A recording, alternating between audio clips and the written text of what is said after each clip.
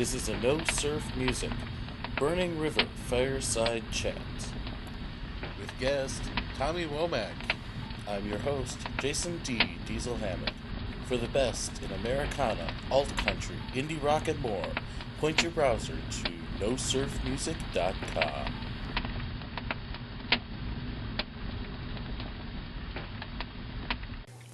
So this is another edition of No Surf Music's Burning River Fireside Chats. Joining me once again today is a great Nashville songwriter, Tommy Womack. How you doing, Tommy? I'm fine. How are you doing? I'm terrific. I am sandwiched between 2 days in a row of Tommy Womack concerts, so that's a pretty good weekend right there. You poor soul. Oh, I know. We saw you up at Chris Castle's place, Third Sandwich Music in Norwalk, Ohio yesterday. And we're at the Honky Tonk House here in Streetsboro, Ohio today. What did you think of Chris's place? That was your first time there, right? I had a wonderful time. It's a great venue, great people. The audience was terrific. And Chris is a quality guy. I've always liked him. So I'm really happy that he's got a place that committed to art with such a nice vibe to it. It's a real good place. Very cool. Yeah, I really enjoyed it up there. I've only been up a couple of shows, but even though it's a bit of a drive for me, I try and get up there whenever I can. But in addition to you being one of the first national acts to play there, which is pretty cool, there's also another little bit of a momentous occasion yesterday because you met one of your namesakes. Yeah. Haley from the Womack family band, and I've wanted to do some gigs with those fellas, those kids, those groups, guys and gals, because I've never had a band named after me before. It's just it's the neatest thing. I really get a kick out of that. Very cool. Well, I know that Haley really enjoyed it. She was definitely getting into the music. And unfortunately, none of the other band members could make it, and she couldn't even stay that long because they're working on a CD right now. Mm-hmm. But I'm sure once the new one comes out, you guys should get together and play some. I'm sure they'd love it. I would love to do that. Very cool, very cool. Well, I'll make sure that they keep in touch, and one of these days we'll have to arrange it because I would definitely like that. Yeah, please do. Nice. Have you heard much of their music at all? Or I don't know if I've heard a lick of their music. Really? Okay. Well, we'll play some for you then. All right. Before you go tonight, I've got it all on my computer. So, but yeah, I think you'll really like them. They're really talented musicians, and I think as they work more on their songwriting and get better as songwriters, one of the people that they look to is you. As someone to base a template off of. So I'm sure that when you get together, you'll enjoy each other. Well, I hope they get super famous and have to explain why they're named that over and over and over again. It can only do me good. There you go. There you go. Well, it's kind of like that story about how the Beatles opened up for Roy Orbison in Europe before they became big. And then later on, Roy was supposed to open for them in America, and they insisted he be billed last. So maybe you could do something like that, the Womacks and Tommy Womack or something, It'd be a good billing. So anyway, I just wanted to catch up with you a little bit, though, because you've got a whole lot going on right now. Not only are you working on an album of your own, I believe, but you're also, you just finished up a draft on a new book as well, right? Mm-hmm. And you're also working on a reunion album of sorts, I think, with Government Cheese, is that correct? Yes, we booked studio time just yesterday. Got the studio time booked. We're playing one show in Nashville and another one that is probably going to be in Louisville. Nashville is booked Saturday, August 23rd. We're playing there, and we're going to almost certainly play headliners in Louisville sometime in September. We don't have the date firmed up. But in September, we know we're going in the studio with Brad Jones producing us. And the Nashville show will be a fundraiser to pay for making the record.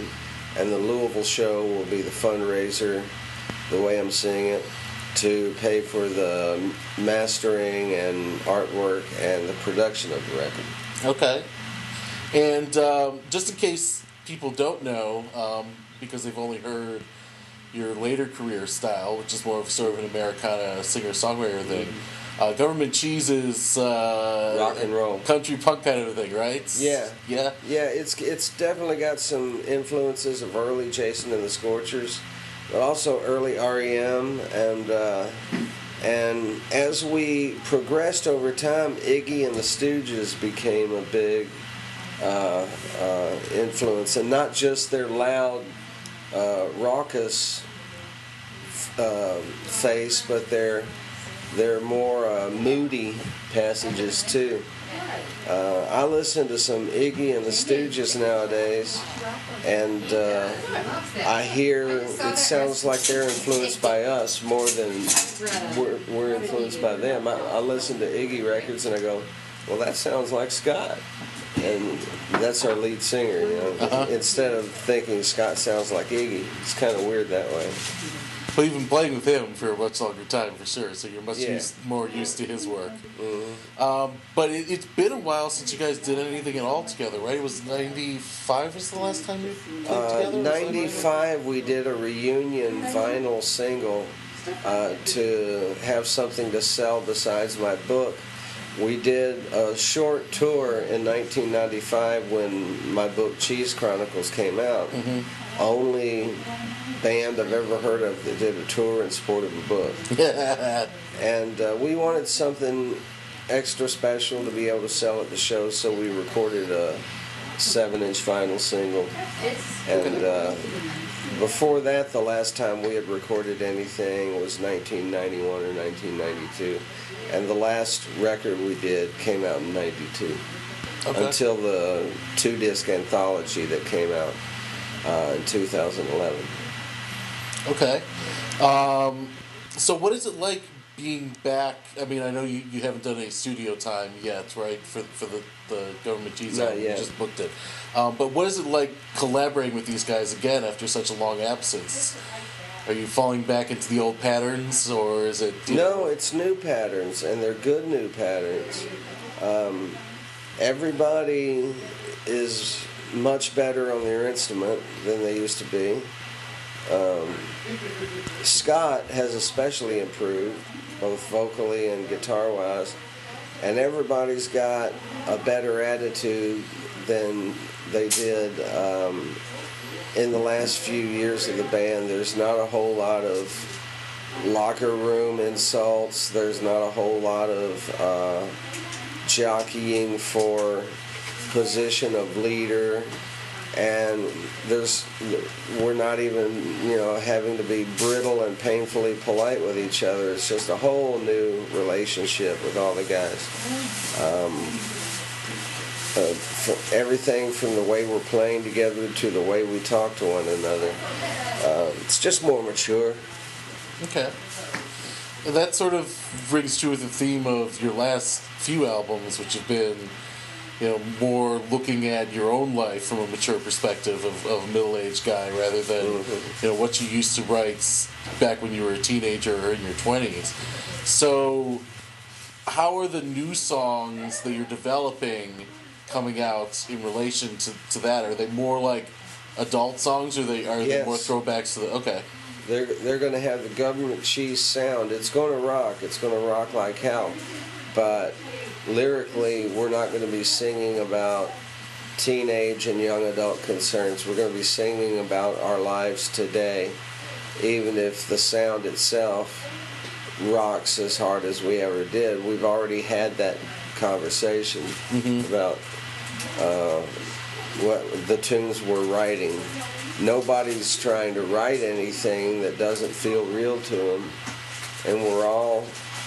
I think everybody in the band is in their 50s now. Viva's still in his 40s. Other than that, we're all in our 50s, and write what you know. You got to write what you know. I'm not going to write a cruising around the mall, getting drunk, getting laid song, because I don't do those things. And our audience doesn't either. Certainly hope not. Right. So you think that, I guess your goal is to tap into the original Government Cheese fans and folks who have followed you through the years. So, kind of the folks that were your age when you were playing back then are your intended listeners now, and you're going to try and talk to them in the way that they're viewing life as well? Yeah, we want a record that means something to them now. Because one thing the record is not going to do, and we're going to hear a lot of griping from people, because they're going to listen to this record and it's not going to make it 1987 again. Right. Their life is not going to have been mystically transported back 25 years, and they're going to be disappointed in the record because of that. We could make Sgt. Pepper Part 2, and there will be people disappointed in it because it didn't, quick as a snap of your fingers, turn their life back to make them young again. We're going to get a lot of that. And but that's not going to be the I don't think that'll even be the prevailing sentiment. That'll just happen. You know, there's people who are going to bitch no matter what. What was the question? Just sort of the audience basically you're going for, and how you think they're going to feel about the music later in life. The audience, themselves. The thing about the Cheese is the audience can trend younger too, because we rock. Right. And young kids like rock. And there are a lot of parents wanting to bring their kids to see the Cheese. There are a lot of kids who were never old enough to see the Cheese back in the days, and now they finally can. And there's and we're arguably a bigger band now than we ever were when we were a working concern from 85 to 92. More people know who we are now. The book certainly helped. The book made fans out of people who had never heard the band. Mm-hmm. They just read the book. I mean, I know that was the way it was for me, because I heard your solo. I mean, I'm obviously a lot younger. I wasn't around in the Government Cheese days, so I heard your solo work first, and then learned about the book. And I read the book before I'd ever even heard a Government Cheese song. Mm-hmm. So, do you think there's going to be then that new breed of, you know, both people my age and even younger, of kids getting into it this time around? And do you feel that you're going to be able to get through to them the same way you are their parents when you're talking about, you know, more mature issues than you might have back in the Fish Sticks days? I'm not going to get my hopes up for something like that. I think we'll get a few young fans. I don't think it's going to be anything that'll turn anybody's head at a bigger label to want to sign us. And we're not going to go on the road to an extent where we have a chance to win over great amounts of young fans. Okay. We'll do a few dates when the record comes out, but you might not even really be able to call it a tour. I gotcha. Well, hopefully, no matter where you play, I'll get down to see at least one show, because I would definitely love to check that out. It's a fun show. We do rock, and nobody leaves in a bad mood. It's Government Cheese is a fun band. We used to be. We are now. There's a magic when we get together. And, you know, we're not the greatest musicians. We're not the greatest singers. But a lot of our songs are damn good, and our attitude on stage is damn good. We got a lot of heart, and nobody leaves a Government Cheese show in a bad mood. There you go.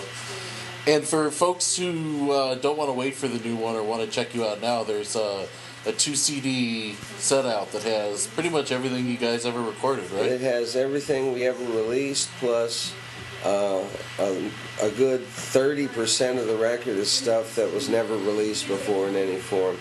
The physical copies are sold out. Part of the fundraiser for making a new record, part of the budget is to repress the anthology. But you can get the anthology on iTunes if you're an iPod digital music kind of person. you can get the record on iTunes. Gotcha. So everybody who wants it, go check it out online. The Government Cheese anthology, and that actually is a good segue because you mentioned earlier the book about government cheese, which is called Cheese Chronicles, and that's why I just slipped up there.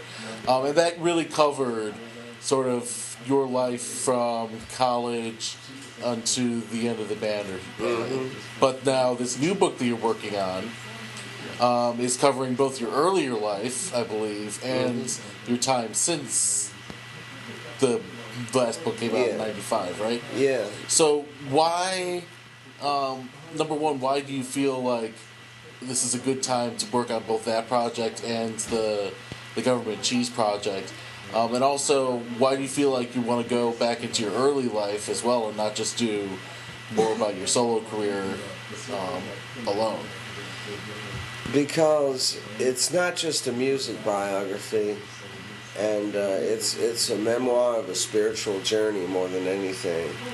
And it turns out to be a prequel and a sequel to Cheese Chronicles, but the motivating factors weren't really to fill in those gaps for people. Okay. I could write about my solo career, and I do a bit in the memoir. It does come up, but it's not the central factor of the book. It's a memoir of a spiritual journey to get to where I am, the person I am now. And it covers a lot of ground. And my challenge now is to make it enjoyable and readable and funny. You know, I'm a funny guy. I used to fight it in Government Cheese. I used to think we shouldn't be funny. I would write a funny song that I'd get sick of it after 3 weeks and say, we can't do that funny song anymore. It's not cool. Rock and rollers aren't funny. It's not a cool way to be.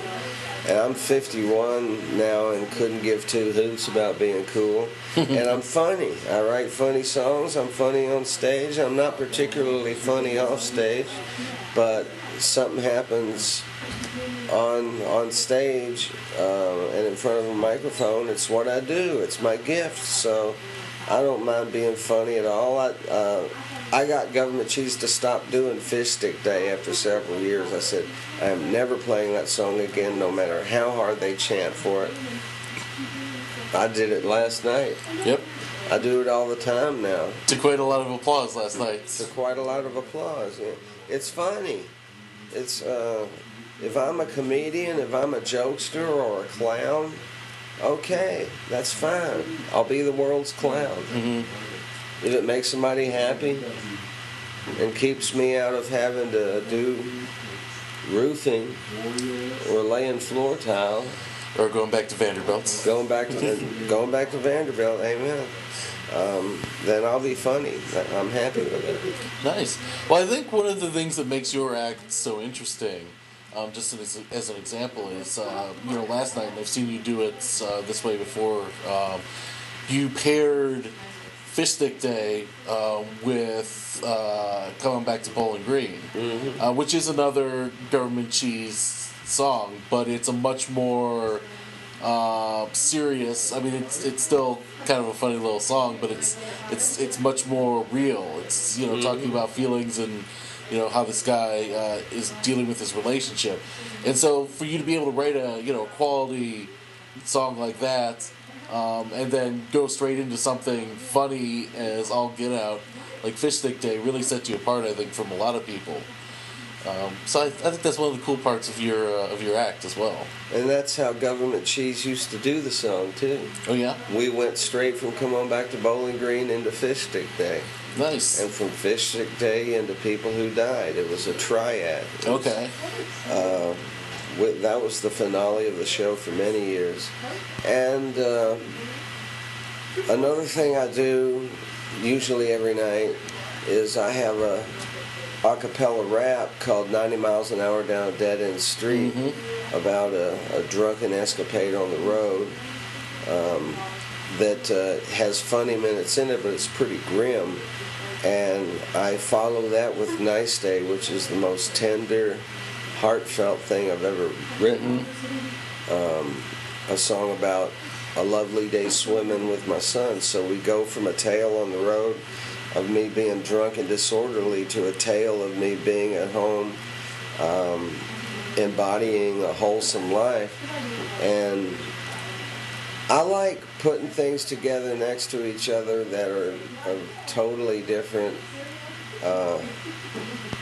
emotional effects. Because I kind of like that whiplash factor it gives people. Because life is like that. 1 minute the sun's shining and you're having a ball listening to music and talking to your friends, and then 10 seconds later a semi-truck T-bones you in an intersection. And life changes. Life's like that. So why shouldn't your show be like that? Gotcha. Well, I definitely would like to see something like that triad you were talking about done at full power, with the other government cheese guys. I think for people like me who've never seen that done in the show with all the electric instruments and all that, it should be a lot of fun. So it's a lot of fun. It's another good reason to look forward to this upcoming mini tour or whatever it's going to be. So then what was, before we move on, what was the title of the new book that you're working on? Just so. Save This Life and Let It Be Enough for Once. Okay, that's a long one. Well, how did you decide on that? It's a line from a Joe Bolton poem. Okay. I went to school with Joe Bolton. He's a terrific poet. He wrote a great book of poetry called The Last Nostalgia. We went to college together. We had poetry writing class together. We talked one day in the student cafeteria about getting together and having a jam, because I knew he bought a bass guitar and I had an electric guitar. And we never actually did it. And that day in the cafeteria might have been the last time I ever saw him. He moved off somewhere to do graduate work. And in 1990 or 91, he killed himself. He had been drinking a lot, and he was convinced that all great poets do their best work by the time they're 21.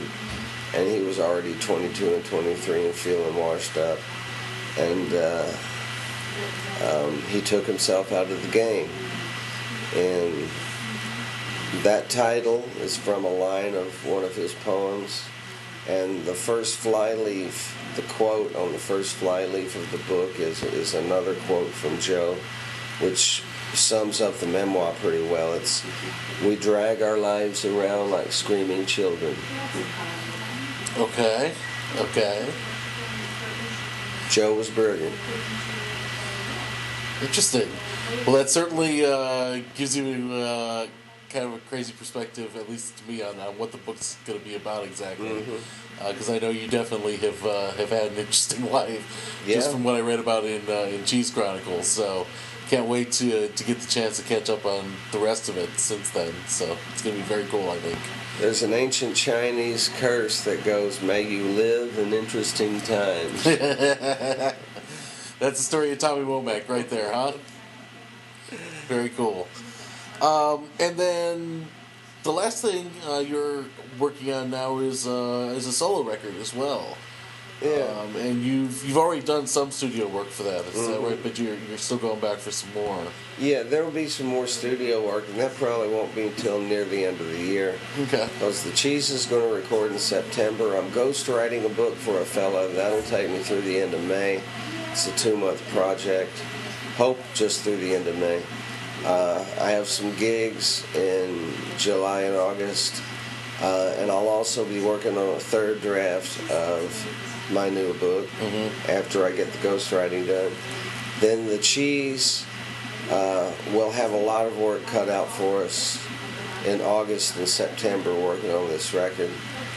And then when that's done, maybe October, I can consider turning my attention back to making a record of my own. And there's something to be said for taking your time between making records, solo records, anymore.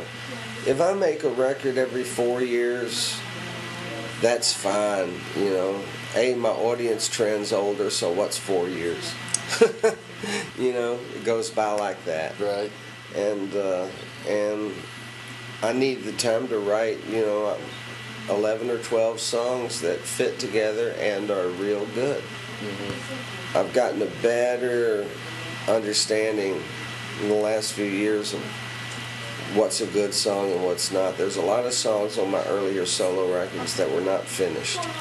I wrote a great verse and a great chorus, and then I wrote the second and third verses really fast because I was excited about the song and couldn't wait to record it. And now those songs are on record forever to haunt me because there's crappy lines in them, there's parts of it that don't fit well. I've learned to step back a foot and listen to a song and let it sit and listen to it again and find out, is it a finished song or not? And I'm a lot better about that than I used to be. And, that's just all the more reason not to rush a new album. Gotcha. So, I've known people who do it a couple different ways. Some people, for just that reason, love to take a song out and play it live, so they can figure things out before they ever go to record it. Mm-hmm. And some people just refuse to play their songs before they're recorded. Which camp do you fall into? I play almost all my songs before I record them, and after I've recorded them, I play them some more. And I'm a big fan of playing material as soon as I write it and know it's good and get it out, because you work out the kinks live. You find out little lyric changes that work good.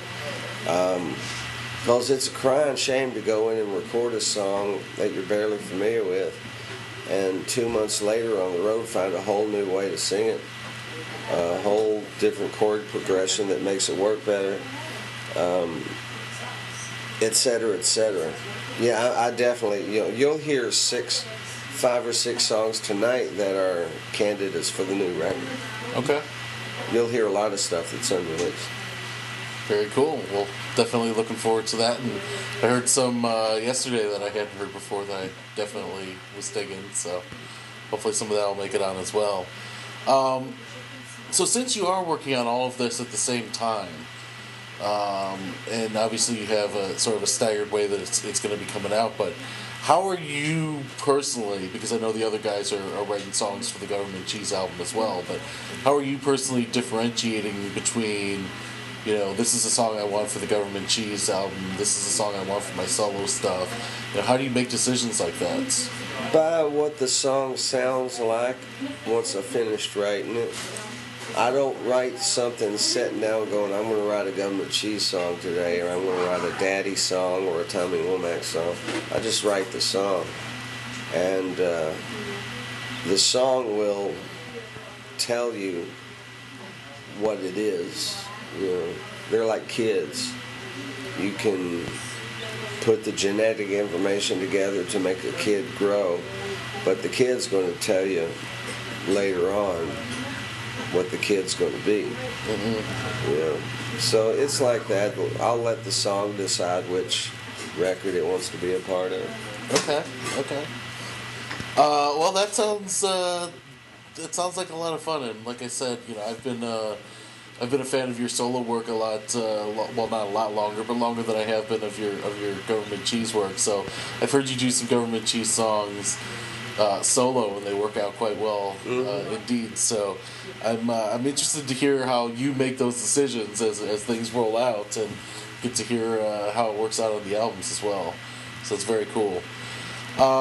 So just so everybody knows, again, what's the timeline looking at? I guess the Government Cheese album will probably come out first, since that's what you're recording first. Do you know? Yeah, what's your goal? Probably come out first. Maybe in time for Christmas. Okay. We'll see. Well, hopefully, I think that'd make a great present for people to get their kids. Like you said, try to teach them a little bit about what things like used to be like back in the early days of the country punk stuff. Very cool. Well, Tommy, I want to let you go and get ready for the set here. All right. But it was definitely great catching up with you. It's always fun talking. And definitely keep us informed. I've said it a million times, but if anybody is out there is looking for a truly great songwriter, Tommy Womack is one of the best, and you should go out and check out all of his music. And check out Cheese Chronicles, his great book about government cheese as well. And what's the name of your? You have a novel as well, correct? The Lavender Boys and Elsie. That's correct. So if you want to get some fiction from Tommy, that's where you go. And then we'll be looking forward to all the new music and the new memoir as well. So that sounds great. Once again, Tommy, thank you very much for joining us. And it's always great to have you here in Ohio. We'll catch you hopefully soon again, okay? Well, it's my pleasure, pal. Awesome. All right, so once again, everybody, this has been Jason D. Diesel Hammond, your host, with Mr. Tommy Womack. And this has been a No Surf Music Burning River Fireside Chat. I'm signing off, and we're going to listen to Tommy play. Thanks a lot, guys.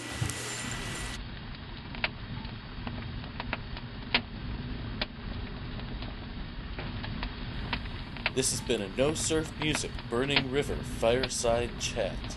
This is your host, Jason D. Diesel Hammond, signing off. Remember, No Surf Music is your source for the best in Americana, alt country, indie rock, and more. For original reviews and interviews, visit nosurfmusic.com.